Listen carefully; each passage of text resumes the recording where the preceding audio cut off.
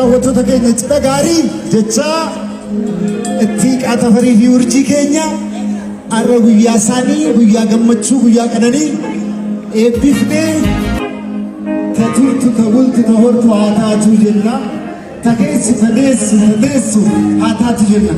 Kanaafuu ladies and gentlemen, this song is dedicated to bride and groom.